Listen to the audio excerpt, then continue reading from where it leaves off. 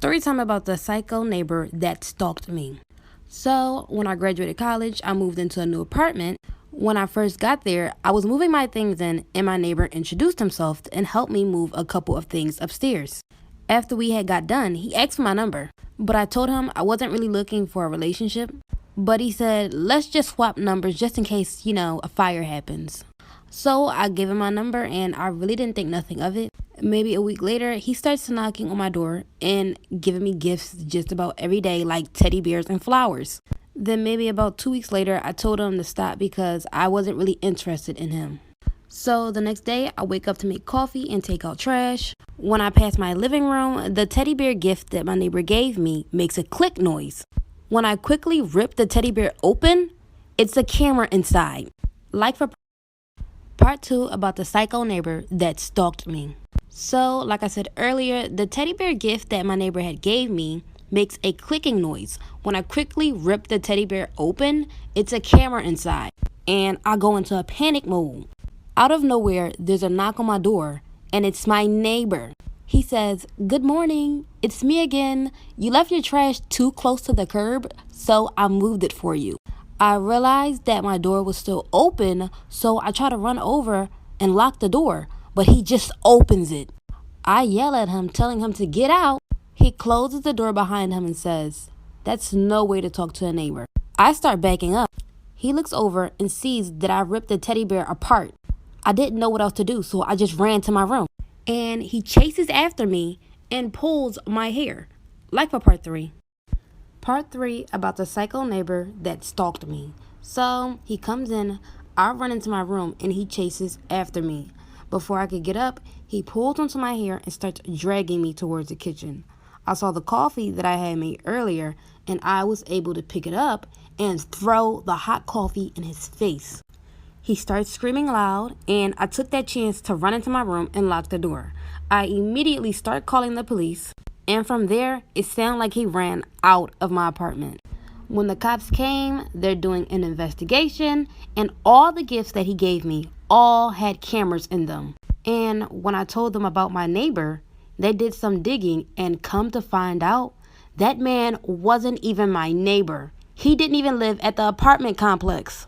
A story time about the worst date in my entire life. And ladies, this is why you should really know a guy before meeting up with him. By the way, we're calling him Slim Jim. So I met Slim Jim over Instagram. He was cute and he lived in my area. He DM'd me about a date. So a couple weeks later, we went out to dinner. During our date, he seemed pretty cool, but he kept looking down at his phone. I didn't want to get upset because he wasn't my boyfriend. When we ordered, the guy literally gets $200 worth of food. And me, on the other hand, I got a $20 solid. But all throughout the date, he kept looking around and I was so confused. And he constantly said that he needed to go to the bathroom. He told me that he took medicine that made him go to the bathroom a lot. The last time he went to the bathroom, he was going for like 30 minutes. And at that point, I was irritated and ready to go until a random girl walks up to me asking if I knew Slim Jim was here. I told her we were on a date, and she basically told me that she was his girlfriend and baby mama. If you want to know what happened after that, let me know down below in the comments. This is part 2 of the worst date in my life. And the reason why, ladies, you need to really know a guy before meeting up with him. So, like I said before, he left me at our table for like 30 minutes. And I got upset because I thought he was trying to ditch me to pay the bill. Well, then a couple minutes later, a girl comes up to me asking if I was on a date with Slim Jim. I told her yes, and she basically explained that she was his girlfriend and baby mom. Well, at this point, she was his ex-girlfriend. She starts telling me the craziest things about him, that he robs people and that he will soon be doing time for being a part of a murder investigation, and that I should stay away from him because he had HIV and that he gave it to her. I had to ask her, how did you find him? And she tells me that he takes all his new girls here. Then she leaves out the restaurant. 5 minutes later, Slim Jim comes back and tells me he thinks he dropped his wallet. In my head, I'm assuming that he's trying to make me pay for the $200 dinner. So I tell him that I have to go to the bathroom. I'm running out of time. This is part 3 of the worst date in my entire life, and the reason why you ladies need to really know a guy before meeting up with him. So his baby mom comes in and tells me the craziest things about him and then dips out. Slim Jim comes back out of the bathroom claiming he lost his wallet, so I had told him that I needed to go to the bathroom. When I get into the bathroom, I'm looking for an escape plan to leave out.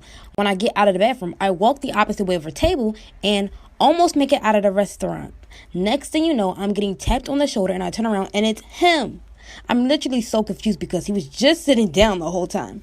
He asked me where the hell was I going, and I told him I was looking for the bathroom. He starts to act very weird. He walks me over to the bathroom and literally waits outside of the bathroom door until I get out. And guys, I didn't know what else to do. I needed an escape plan, and I saw a window in the bathroom and literally climbed out of the window to get away from this man.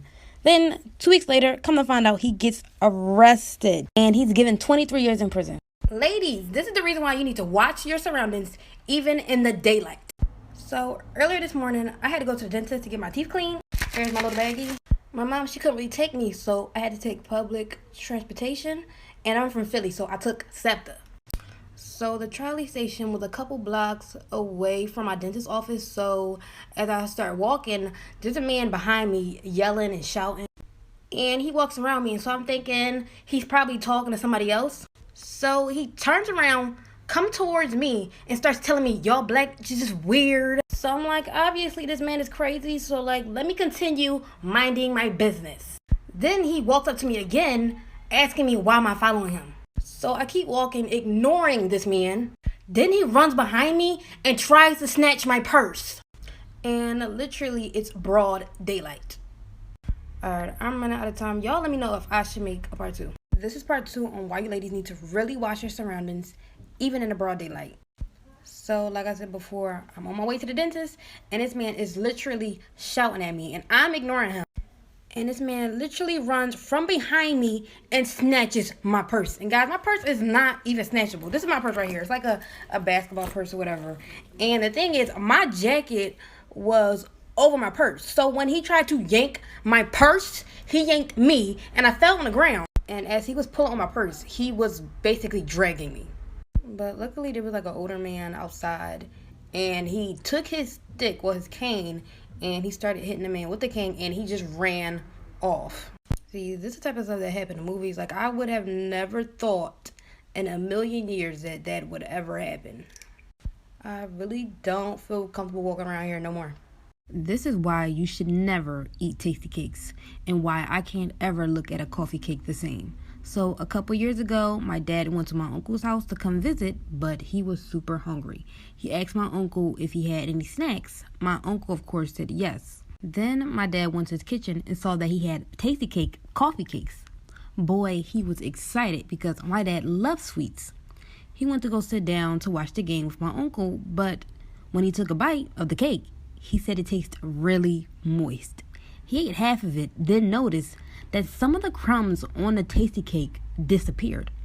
When he took a better look at the cake, he realized that the tasty cake crumbs were maggots. This story time is how I was scammed out of $20,000. Yes, $20,000. At the time, I was 26 and I was looking for ways for making extra money on the side. So basically, I was looking into investing my money into some sort of stock or company. I didn't know much about investing, but I would hear people talk about it all the time. A couple weeks later, I had a friend, and we're going to call him David. He invited me into an investment club presentation for multiple business. I was new to all of this, so I wanted to take a look at what he was talking about. There was one particular company that had an app for working out, and they sold workout clothing and weights. I thought their pitch was great and chose to speak with them. After weeks of discussion, there were contracts and everything. Me and a couple people invested into this company with our money, but the company members went ghost after a week. And this is when it gets crazy, like for part 2. This is part 2 story time of how I was scammed out of $20,000. So, like I said earlier, there was a particular workout app company I invested into. We filled out contracts. I gave them my part of the investment, which was $20,000. But after a couple days, they completely went ghost. I tried reaching out to the other people that supposedly invested, but none of them got back to me. I was so confused. So then I did my research on the company, which I should have done before, but there was no information. So then I went and talked to my friend David about it. When I showed him the contracts and everything they told me about, he basically told me that the contracts were fake and they scared me. We then went searching up the other investors, and it was like they didn't even exist. I realized that everyone I was speaking with were all actors. Even the investors were fake. The whole company was a scam, and I was scammed out of $20,000. Be careful out there. Do your research.